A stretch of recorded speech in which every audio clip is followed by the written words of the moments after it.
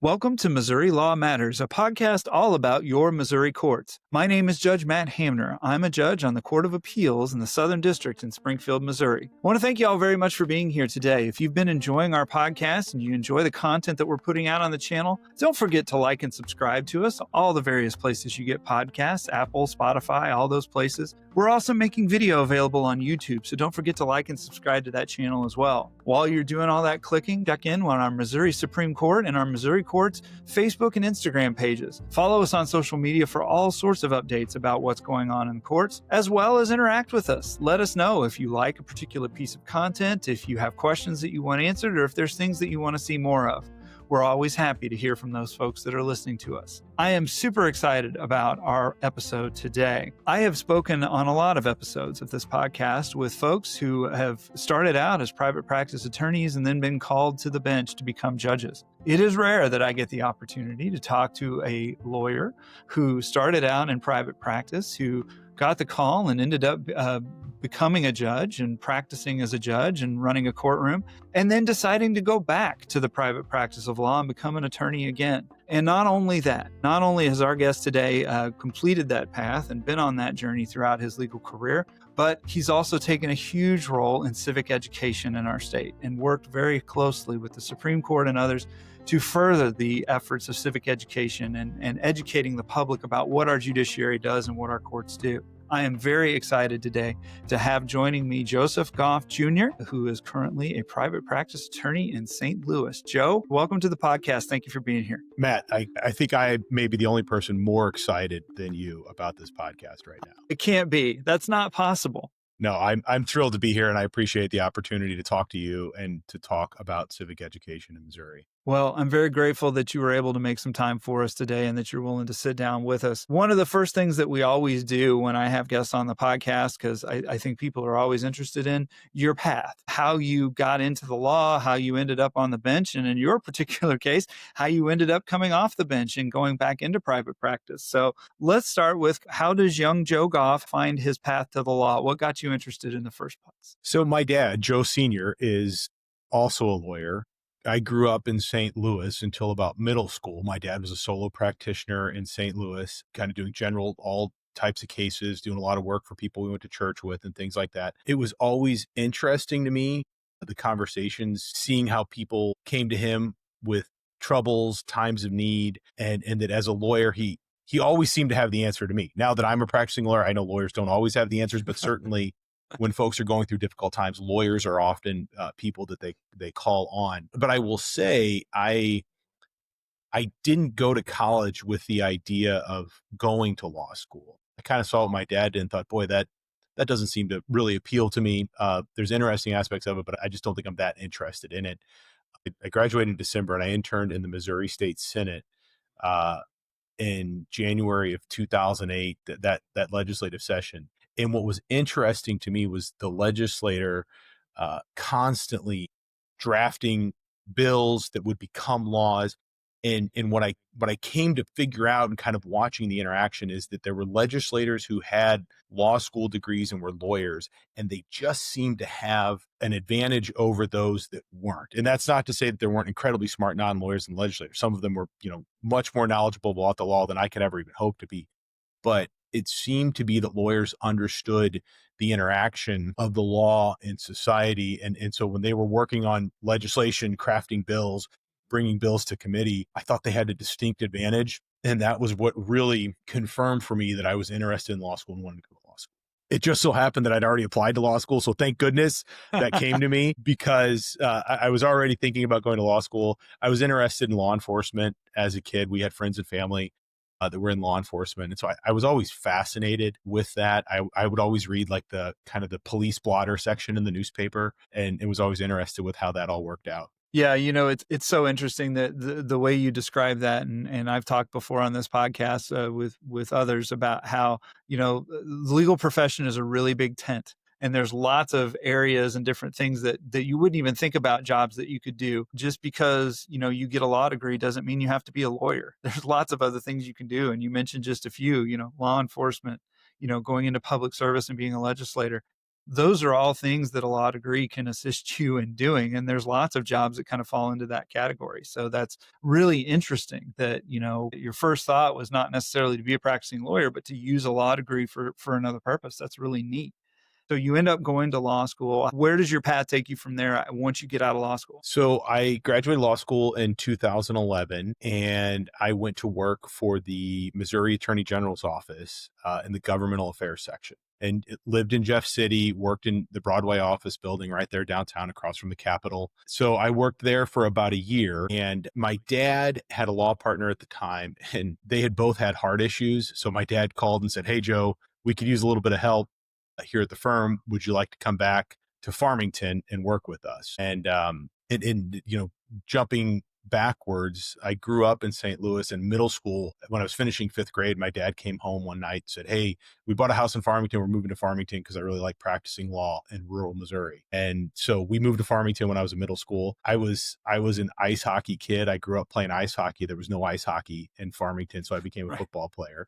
It was shocking to me as a kid, but the idea of being able to go back and practice with my dad when I was at the AG's office, I was really interested in that. I loved government service and working with the folks at the AG's office. You just won't find any better people than the folks that you get to interact with in government when you're working there. But I went back to Farmington to work with my dad and practice with him for about a year and a half. I was really interested in doing more trial work and especially doing more criminal work. We were the city prosecutors for a couple municipalities down there, and I loved working with law enforcement, the bench trials that you would have in some of the municipal courts. So there was an opening at the St. Francis County Prosecuting Attorney's Office for an assistant prosecutor. I started there in January of 2014, and almost from the beginning, it was right into the courtroom, 3 or 4 days a week.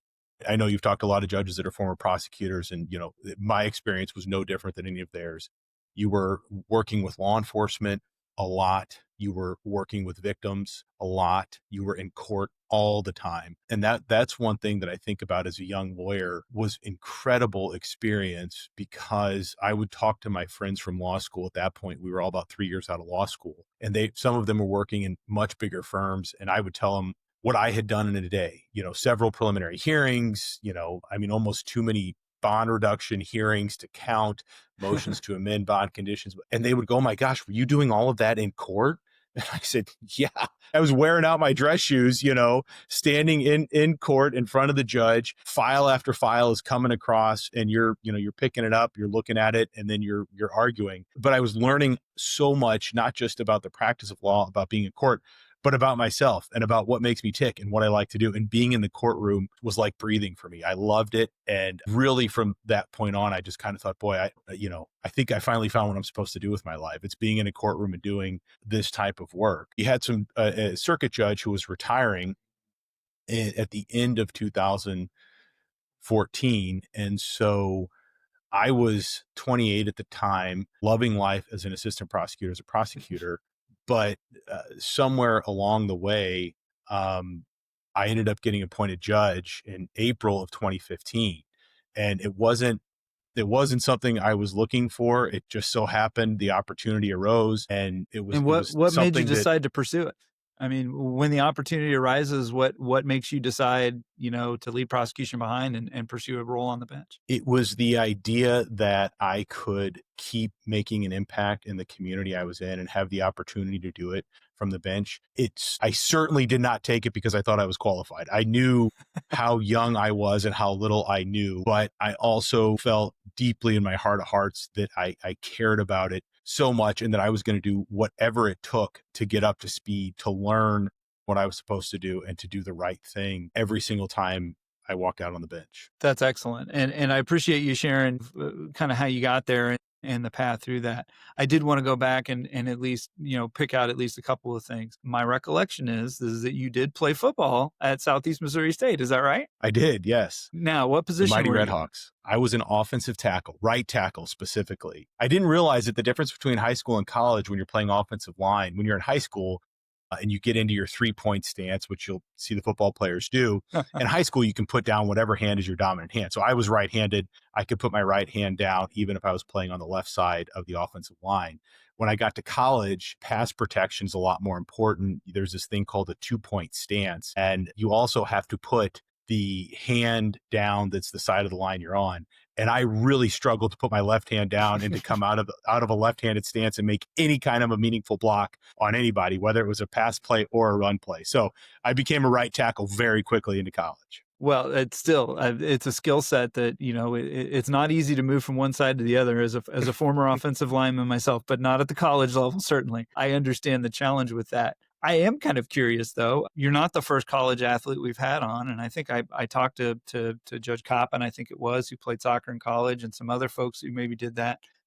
Being an athlete at that level in college, it takes a lot of work. It takes a lot of discipline. It takes a lot of time and effort and things that go into that. Do you think that your time spent as an athlete in college, what skills did you take from that? What things did you learn from that experience that you think made you a better lawyer or made you a better judge? I think, well, first and foremost, and it's still something I tell myself to this day, that going into court when I was a judge, going into a type of case I'd never heard before, the one thing I told myself was, well, no matter what happens, there is not going to be a 300-pound angry person coming after me trying to knock me down. And so I took some solace in the lack of physical threat in the day-to-day life as a lawyer, as a judge. But the other thing that from college that was a huge step up from high school football was film study and spending so much time in preparation and in meeting rooms.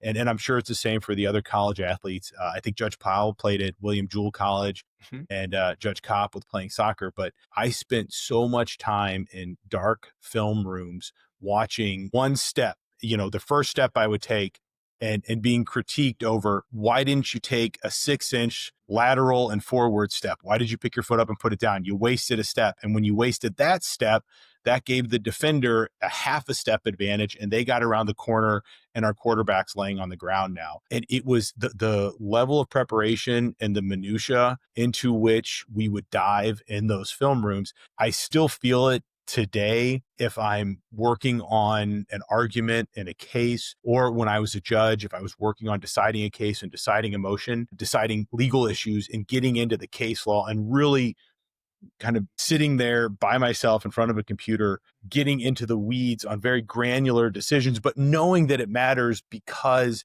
it's important to understand the law and as a judge, make your decision, or as a lawyer, understand the law and the nuances to be able to make your argument to the court. Excellent. And, I absolutely can see how those skills would translate. Like I said, I've had these conversations with other folks before, and I think that's just a really neat experience that people wouldn't think would translate to being a lawyer and being a judge, but it really does. The skills really do translate over. So you get appointed as a judge in the 24th Circuit, is that right? Yes. Tell the folks who may not know what area makes up the 24th Circuit, what counties are in that circuit. Sure. So I was in Farmington, Missouri in St. Francis County. We also had Washington County, which is Potosi, the city of Potosi, if anybody knows that. St. Genevieve County, which is right on the river, the Mississippi River there. Beautiful wine country, incredible French history in St. Genevieve. You go to the courthouse in St. Gen, Yep. There's incredible French buildings all around there. And then we have Madison County, which is Fredericktown. And so these are all counties that are kind of the foothills or the entry point to the Mark Twain National Forest, if folks know that. Beautiful, beautiful area. The old St. Francis mountain range, which my brother tells me is the oldest mountain. It's even older than the Rocky Mountains or the Appalachian Mountains. At one point used to be the tallest mountains in North America, but because they are so old, they have worn down. If you're going to places like the Elephant Rocks or Johnson Shut-ins, you may drive through either Washington County or St. Francis County to get over to Iron County there. Farmington was about an hour south of St. Louis. And certainly the National Forest, Elephant Rocks, Johnson Shut-ins was my introduction to the area of the world where we're talking about here. And that's where I used to spend some time. So I am familiar with the area, and it's just, you're absolutely right. It's beautiful country there. And the architecture in St. Genevieve is incredible. You're absolutely right about that. And so as judge, what types of cases were you handling at that time? What did your typical day look like? What was your workload like? So I was the associate circuit judge in Division III. Like all rural circuits in Missouri, we had 2 circuit judges, and they were responsible for cases in all 4 of the counties that we had. The circuit level criminal cases and some of the circuit civil cases. I was responsible for the associate civil and criminal dockets. That included small claims, rent and possession, some of the debt collection cases, real estate cases on the civil side, and then I would hear half of the domestic cases that were filed. Our probate judge would hear the other half of those cases, and the probate judge would hear the probate cases. The other associate judge would hear the probate cases, obviously. And then I did all of the associate criminal. So that included issuing felony warrants for cases, hearing preliminary hearings on felony cases that were filed, also hearing misdemeanor bench trials, misdemeanor jury trials if necessary. Then what I really loved about the experience of being a rural associate judge is because we didn't have many judges, as you know from your time in the trial courts, associate judges in rural counties hear a lot of circuit level civil cases. So I would get assigned circuit level civil cases in some of the other counties. I would regularly go over to Washington County and hear cases. I would go over to St. John County regularly and hear cases because we were limited and our circuit judges were limited with their criminal and their juvenile dockets. If somebody needed a couple of week civil jury trial, it was a lot for our circuit judges to start canceling their other criminal dockets in their other counties to do that. So we would get assigned those cases. I had the opportunity to work on all kinds of circuit level cases that probably, had I been an associate judge in a larger area and a bigger circuit, I wouldn't have had the chance to do. That's excellent. And I had a similar experience also being an associate judge in a rural county for a period of years, and that because there is so much work, it is not uncommon at all for the associates to kind of to pitch in and help where they can. And I'm grateful that you were willing to do that. You mentioned that, becoming a judge wasn't really something that you looked for. It wasn't really something that you were kind of hunting out, but the opportunity just kind of presented itself. What was it about that opportunity, since it wasn't something that you were really pointed towards? It wasn't something that you were really kind of honed in on as you kind of went through your legal career. What were you expecting the job to be like when you became a judge, and how did it fit with kind of what you thought it was going to be? That's a fantastic question. And I will tell you, I thought I was going to do a terrible job because I didn't know enough. I hadn't practiced long enough. There was no way I was going to be able to get through the first docket I had, let alone every other docket after that. But what I very quickly came to learn as a judge is what's important is how you treat people and how you talk to people, and listening to the people that come in front of you in court, and applying the law to that circumstance and doing it conscientiously. After, I would say, probably a few days, I thought, okay, I'm just going to go out there and be the best person I am and do the best I can. And what I remembered was, growing up, both of my grandpas were mechanics. One of them ran a service center up here in St. Louis, not too far from Tower Grove Park. And then my other grandpa was a diesel truck mechanic who ended up being a truck salesman. And so both of them worked with people. And so I had spent a lot of time with them as a kid, watching how they treated people, how they talked to people. And then, like I said, watching my dad and how he treated folks in his practice. But I just talked to people. I was working in a docket as the judge and we were going through cases. But when you're explaining to folks, especially people that don't have a lawyer, which is quite often when you're a rural judge, you see a lot of folks that aren't represented. They just want to know why they're there and what's going on. And I didn't have to be the smartest person in my law school class to be able to explain to that person what had been filed, why they were there, what needed to happen that day or what might happen that day, and what options they may have. So if it was somebody who was coming in because they got a traffic ticket, I would talk to them and I would say, okay, we're here today because you got a ticket. It says you were going this fast. You exceeded the speed limit by this much. The prosecutor may talk to you today and make a recommendation. If you want to talk to them, I can give you time to talk to them. If you would like to plead not guilty and set this case for trial, we will set this case for trial. I'll give you a date. The prosecutor will have to have their witness here, whoever their witnesses are going to be, and we'll have a trial. You also have the option, if you would like, to speak to an attorney. because this is a traffic ticket, I can't appoint an attorney to you because you're not facing jail time. So the public defender's office isn't available, but you can hire an attorney at your own expense.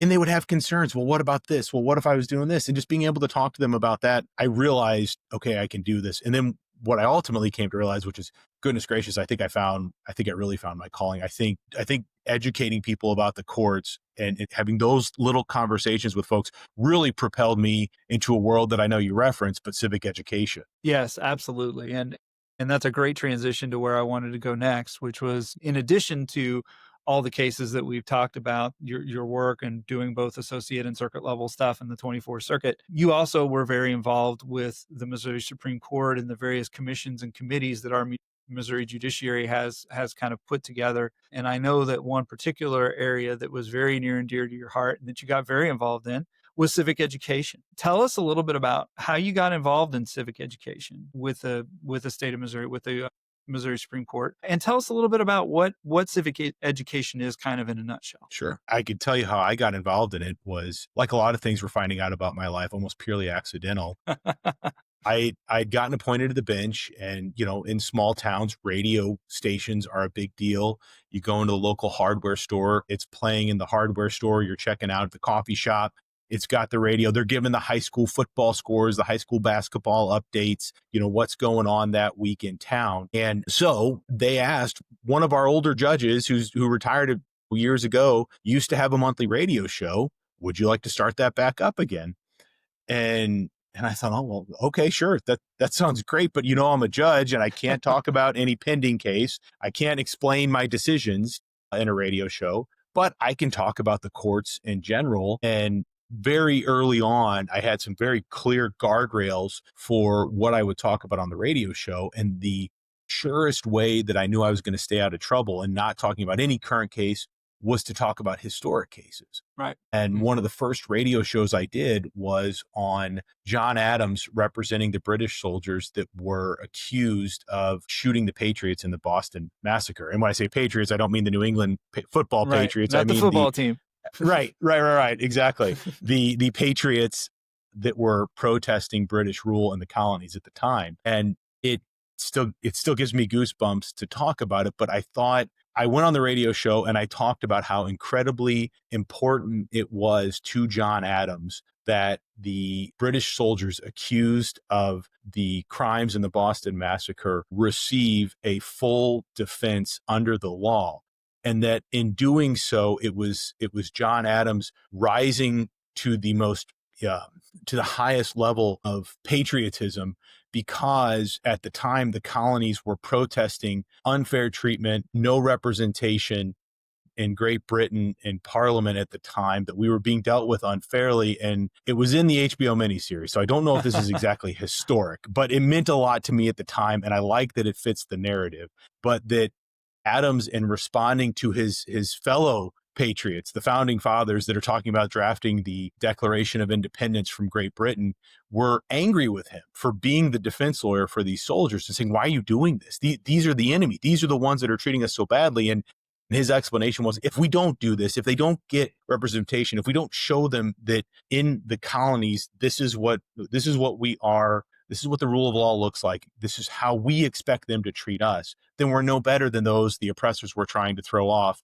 with the Declaration of Independence. So I started talking about historic cases, but doing it in a way that talked about our courts, our system of justice, the rule of law. There were some radio shows where I went in and talked about how your court, for example, the Court of Appeals, works. Because for folks in rural counties, a lot of our courts of appeals sit in the bigger cities. And so it's not something that's going to be kind of a daily presence to them. They will hear occasionally a case from their local court went up to the Court of Appeals. So explaining how a case goes from Judge Goff to the Court of Appeals. And if Judge Goff made a mistake, it comes back to Judge Goff to hear the case again or to do what the Court of Appeals tells them to do. Talking about the difference between preliminary hearings and grand juries. Those were things that I would see in the news and imagine people had questions about. I didn't really know who was listening to my show other than my mom, because she would text me when I was on the show. So about a year into this, I run into some other judges and I'm mentioning this to them and kind of, hey, do you guys have any ideas? Like, well, the Supreme Court has a civic education committee, and they have presentations that they've already put together that they want judges to go out and present to classrooms. And I said, well, surely I don't know that, because I've been doing research and doing these notes and, going on and doing these shows. This would save me a lot of time for my radio shows. I started going to the Civic Education website, looking at their presentations and using those presentations and principles on the radio show. At a certain point, I got too busy. I couldn't continue the radio show. But thankfully, by that point in time, I was on the Civic Education Committee and was focusing on getting other judges, first off, raising awareness for civic education, letting judges like me know, hey, there's presentations out there. You can go do these. And by the way, we're going to try to identify opportunities to get you into schools and other adult civic groups to go talk to them about the courts.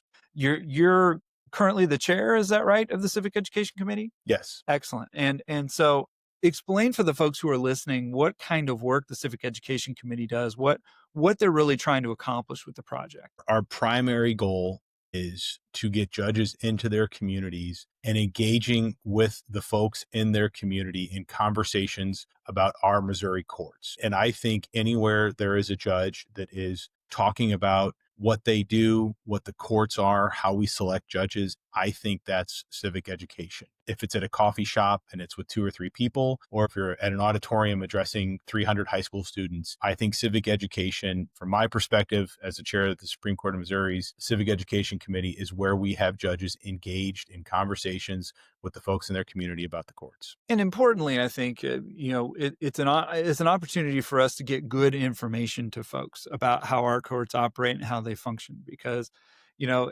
my experience, and I know you being from a small town in a rural area know that a lot of people who don't spend a lot of time in a courtroom or maybe don't have experience with the system, what they think of the courts and what they learn about the courts is from a friend or a relative who maybe had a traffic ticket 15 years ago.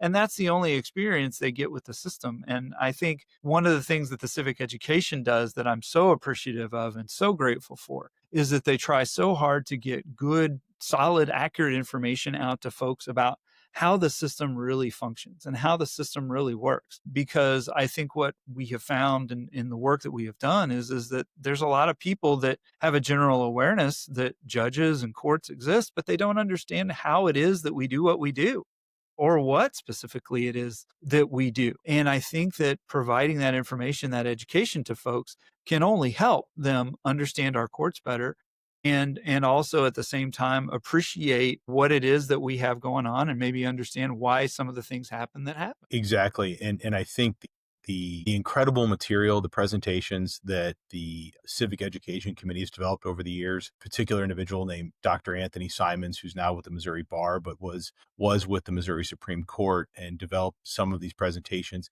We have incredible judges and lawyers on our Civic Education Committee, members of the public that help us develop presentations that give the judges the material to go out into their communities and have these conversations. Because in my mind, when I was a judge and I would do civic education presentations, the material that I was presenting was incredibly important, because what it generated was fascinating conversations, me as a judge with members of the public, whether they were elementary school students, middle school students, high school students, college, or presenting to adult groups, Rotary clubs, and the like. The questions that you would get as a judge afterward, a lot of judges would be worried because as judges, you have an ethical duty not to talk about cases, not to tell people about pending cases or decisions or anything like that. And what I found is very rarely did I get questions from folks I couldn't answer. What I really got was, well, so, Judge Goff, tell us what it was like when you got appointed by the President of the United States. And state judges don't get appointed by the President of the United States. Federal judges do. But that is something that if you live every day as a lawyer, as a judge, you would take for granted. But that is not something that necessarily is common knowledge. And it's important for folks to understand the distinction between state and federal courts. Absolutely. And, I think take for granted, and that having worked in the legal system for as long as we have, I think we take for granted sometimes that it is kind of complicated. And for folks that don't ordinarily or regularly interact with our legal system, it can be fairly daunting and overwhelming. And that's why I think the civic education piece of it, the programs, the getting judges out into their community, judges and lawyers and anybody that's willing to go talk to folks about how our system works, that just spreads awareness. It spreads understanding of the system. And I think that that can really only help. Now, if there's somebody out there who's listening to this and says, gosh, these presentations and all this stuff sounds great, I would love to have a judge come and talk to my group or come talk to my high school class or my grade school class or whatever it is. Folks that are interested in these presentations, they don't have to wait for somebody to call them. They can actually take efforts and request these presentations. Is that correct? That's correct. If you go to the website discovermocourts.org, it will bring you to the Supreme Court of Missouri Civic Education website. There are tabs that you can click on. If you click on the presentations tab, it will take you to a list of the presentations that we have. It'll give you a short description of the presentation. It will also tell you what age group it's targeted for. We have some, for example, there's one called The Case of the Missing Recess that my daughter, Gracie, who wanted me to say her name today, I'm going to present to her third grade class, where we talk about the school constitution that says all students are entitled to recess. The Constitution also says that the teacher gets to make all the rules for the classroom. Well, what happens when a teacher makes a rule that says if you don't finish your homework, you don't get recess? The students all of a sudden have a constitutional conflict to deal with, in the sense that a teacher's made a rule that they don't get recess. And we talk about, and the conversations that I've had when I presented this before are fascinating in talking about who should be the one to decide it. So we have elementary school, but then we also come down, and there are some that are more serious that talk about, for example, judges don't make the law.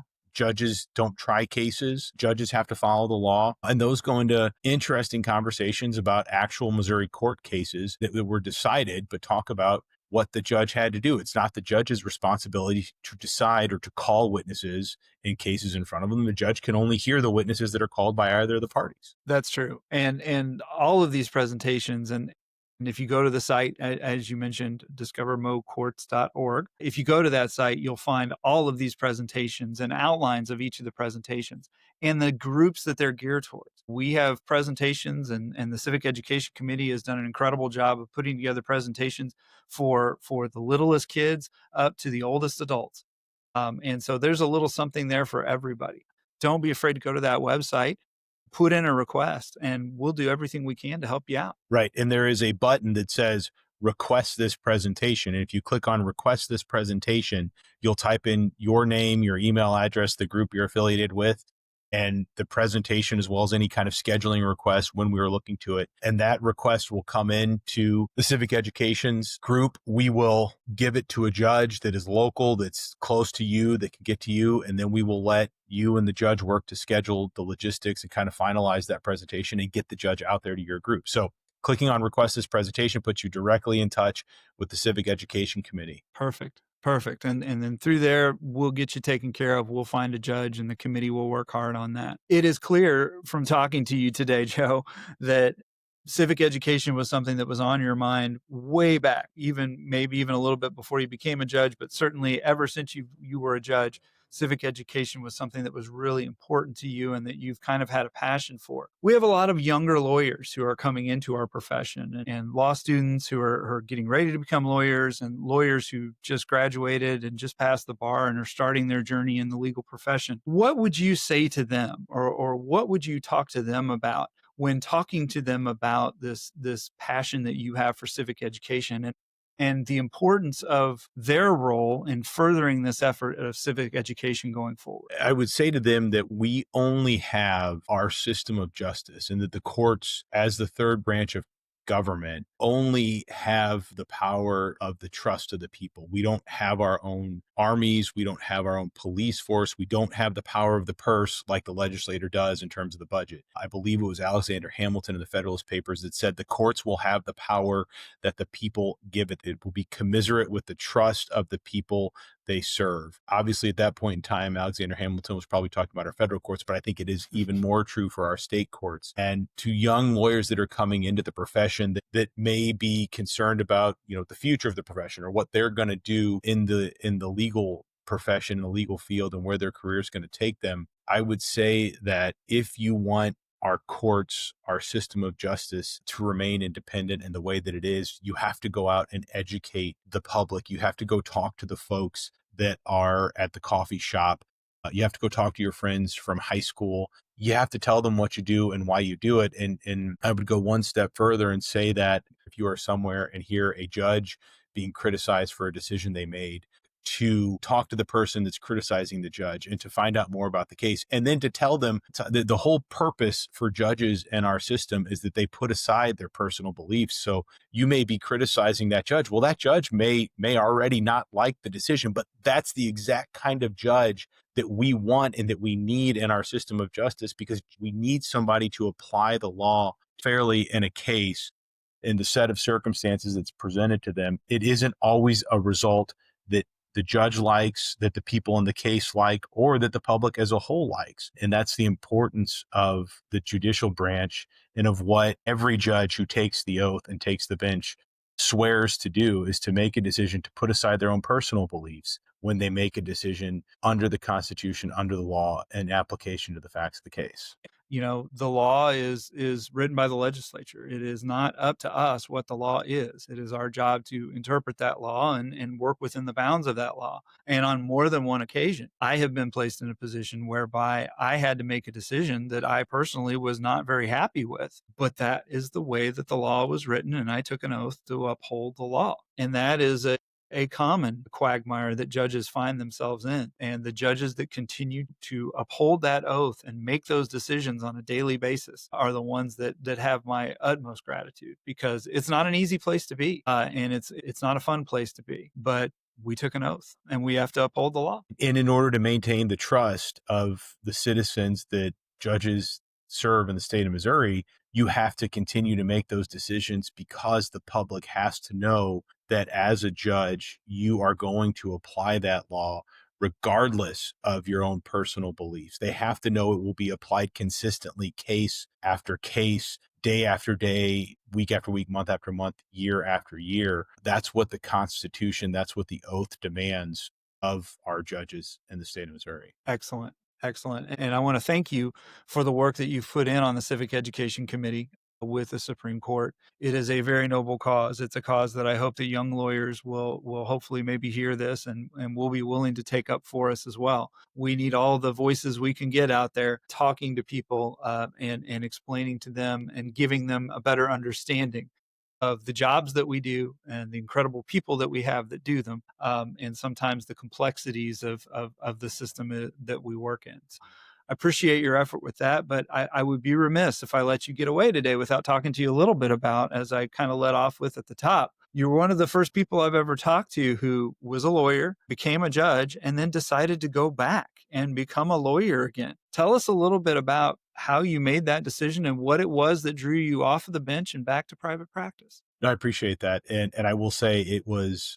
one of the hardest decisions I've ever made in my life. I stand by what I said before. Being a judge in the state of Missouri is the best job in the world that you can have. And I loved every minute that I was on the bench. And I was in awe of the trust that the people of St. Francis County placed in me to be one of their judges in court. We, at the time, my wife and I were expecting our second child that ended up being my son, Charlie. And he was coming soon. My wife is a teacher in the St. Louis area, had a lovely little school that she had taught at. Our kids were going to be able to go to her school. And so we had been doing back and forth. We had our house in Farmington. My wife was commuting. It was getting really tough. I knew it probably wasn't going to be sustainable with two kids. Additionally, all of my family, my two grandpas that I mentioned before, that I'd spent a lot of time with growing up, they were getting older. They needed a little help. And so I made the decision to leave the bench, to go to private practice, to relocate to St. Louis, coming back to working at a firm that certainly out of law school, I was never smart enough to get a job at, but they were kind enough to bring me into the litigation group after I left the bench. Excellent. And that firm is located in the St. Louis area, and that's where I'm talking to you today. That had to have been a bit of a transition for you, to going from being a lawyer and a judge in a smaller area in a smaller town to now working at a big law firm in the city. What was that transition like? It was bittersweet. I was interested in the exposure to some of the cases that are handled out of the big firms in bigger cities that we see. Obviously, high level cases, lots of complex corporate litigation. And it was a fascinating chance for me to learn about an area of the law that I hadn't had a lot of experience as a small town judge or lawyer, prosecutor. So it was an incredible learning experience for me. It was bittersweet in the sense that I was missing the folks that I got to work with in the courts, the people that you get to meet in the courts that go to work every day to uphold. And I don't mean the judges necessarily. I missed all the judges I worked with too, but the clerks and the Right. juvenile officers, some of the greatest people you ever meet that truly are devoted to the cause that they serve in the courts, and the clerks that would help me get out on the bench and sound like I knew what I was talking about with the dockets they put together for me. I miss those folks, and I missed some of the day-to-day criminal aspects. Criminal law was something I had a lot of experience in. Criminal law does not have anything to do with my day-to-day life now. And Right. so I miss that. I will say one particular, call it an advantage, but one thing that I did learn coming off the bench and being a lawyer, again, going back in front of judges, appearing in front of judges, trying to make decisions like I had made before, I think the most critical insight I took from the bench was knowing when, as a lawyer, to close your mouth and let the judge make their decision. I think probably as a young lawyer, as a young prosecutor, it felt very important to get the last word in. It felt like if you got the last word in, you were probably going to win the motion. While I was a judge and I would watch arguments every day, week in and week out, I certainly did not always rule in favor of the party that got the last word. And a matter of fact, sometimes a lawyer who was trying to get the last word and would say something that at the last minute, I'd be like, well, no, we're not doing that. Doesn't sound right. Like, nope, I was tracking you until that last line, and that notion of snatching defeat from the jaws of victory. I have learned as a lawyer now in front of judges, trust your judge, say what you need to say about your case, your argument, and then trust the judge to make the decision, and trust that the judge is going to make the right decision. Yeah, I think that sometimes young lawyers don't understand that less is more, and particularly when you're dealing with an oral argument to a judge who certainly wants to hear your case, wants to hear the issues that you have, and wants to devote time to it and be respectful about that, but also may have 120 other cases on their docket that day. And yours isn't the only one that they have to get through. So providing a concise, well thought out argument that doesn't belabor the point is always helpful to somebody who's trying to make a decision of that magnitude in that time frame. And I always felt like as a judge, it wasn't any of the lawyers against each other. It wasn't the lawyers against the court. I always felt like it was the three of us putting our heads together to address a problem, which was the dispute that the parties were having. Certainly one lawyer was helping you from their perspective and guiding you in the law that they thought was in their favor. The other lawyer was guiding you towards what they thought was a solution in their favor.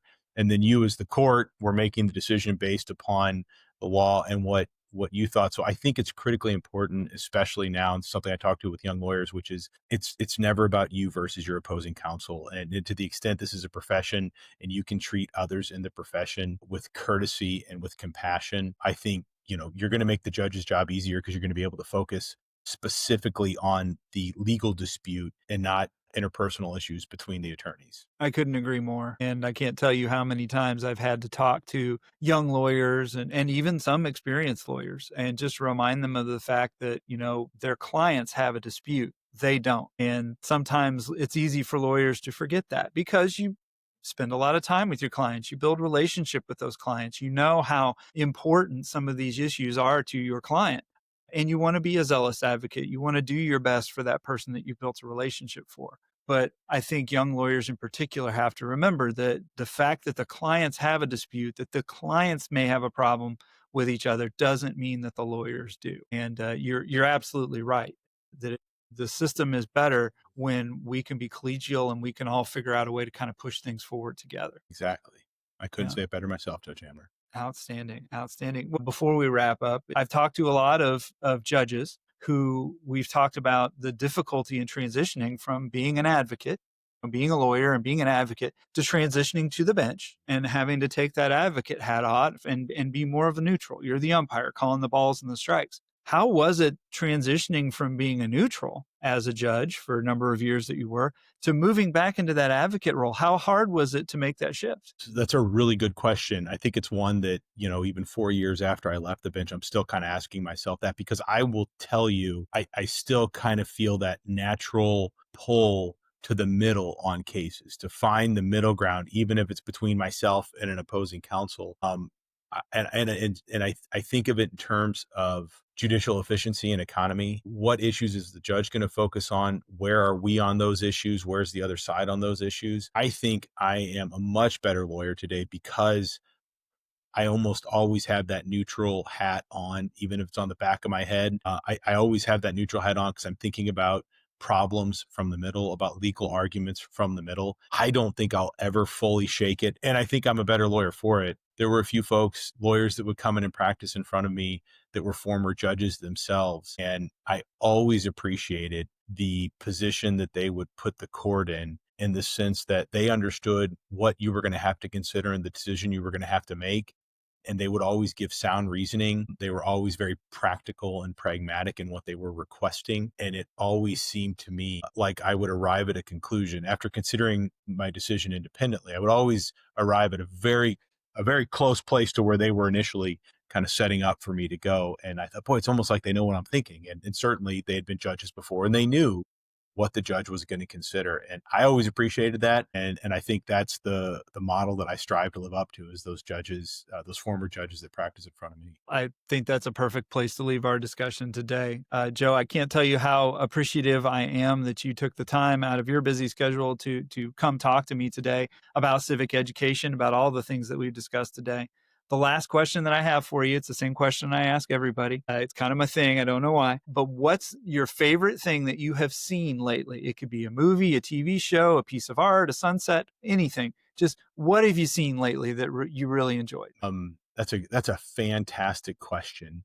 I would say I took my kids down to the riverfront here in downtown St. Louis, and we rode on the riverboat that leaves from under the Gateway Arch. And we were on the riverboat going down the Mississippi River and kind of looking back at the city of St. Louis, at the banks of the Mississippi, thinking about, and in a kind of a history nerd as it is, but thinking about the history of the riverfront in St. Louis, looking at the arch, looking at the old courthouse, that just kind of the way it's positioned there, and thinking about the judicial history from that building, it dang near brought me to tears. And I'm not necessarily one that's prone to that. So it was really remarkable, and being able to share it with both my kids was fantastic. That is awesome. And shout out to both of your kids who you got mentioned today, so they won't feel left out. And I appreciate that. Joe, again, thank you so much for coming on and sharing your passion with civic education. Thank you for all that you have done for the courts, both as a judge and as you're continuing to do on the Civic Education Committee. I can't tell you how much I appreciate that. And thank you to everyone who's listened to us today and who's watched this podcast on YouTube. Don't forget to like and subscribe wherever you get your podcasts.